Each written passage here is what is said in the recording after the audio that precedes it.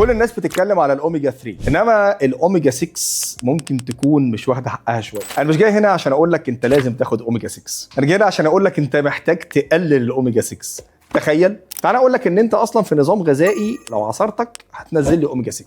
اغلبنا عايش على الفرايد فود، الفراخ، فلافل، فول، بتنجان مقلي، البطاطس المقليه ديب فرايد، الصوصز فيها كميه كبيره جدا من الزيوت النباتيه كلها مليانه بالاوميجا 6. فالمصدر النباتي مليان اوميجا 6. طب في المصادر الحيوانيه فيها بس الكميات اللي فيها اقل شويه. طيب خدنا بقى اوميجا 6 كتير، ايه اللي حصل؟ دخل جوه الجسم عندي، بدا يزود مقاومه الانسولين، وبالتالي فرص الاصابه بالبري دايابيتس، مرحله ما قبل السكر، ولا قدر الله الدخول في السكر. انسولين ريزيستنس، يعني انا عندي اوبيزيتي، عندي زياده، عندي فرص الاصابه بزياده الوزن والسمنه. وما بنتكلم على زياده وزن وسمنه ونتكلم على سكر، نتكلم على بقيه الكارديو ميتابوليك ديزيزز. كل الامراض بقى اللي ليها علاقه بالجهاز الدوري والقلب المتعلقه بالحرق كلها فيها نفس المشكله. زياده استهلاك الاوميجا 6 كمان هو احد اهم الاسباب والعوامل بتاعه مرض العصر حاليا عند المصريين، وهو الكبد الدهني الغير متعلق بالكحوليات اللي بنسميه النافلد، النون الكحوليك فاتي ليفر ديزيز، او بالمصطلح اللي يعبر عن المعجنه اللي حاصله جوه الجسم في عمليه التخلص من العناصر الغذائيه، ما يعرف بالماسلد MASLD. النهارده بنتكلم الناس بيجي لها تليف في الكبد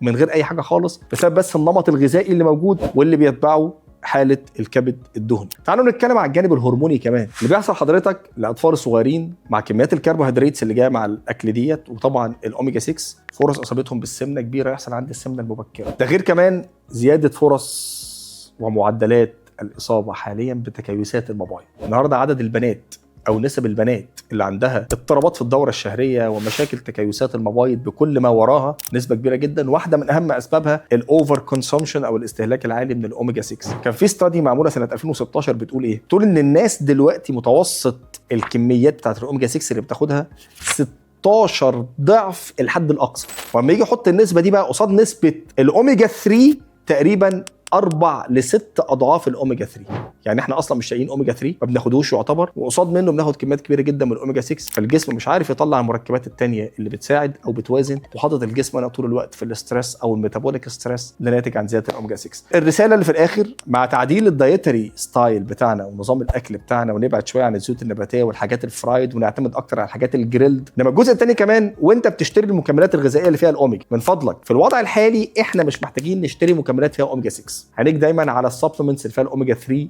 لوحده، وبعدين لما تروح للاوميجا 3 عينيك على نسبه الEPA والDHA الاوميجا 3 الفعال. هيبقى في حلقه تانية هنتكلم فيها بقى المره الجايه بالتفصيل عن الاوميجا 3 وننقيه ازاي ونختاره ازاي عشان نجيب منه احسن نتيجه. افتكر دايما ان صحتك اهم.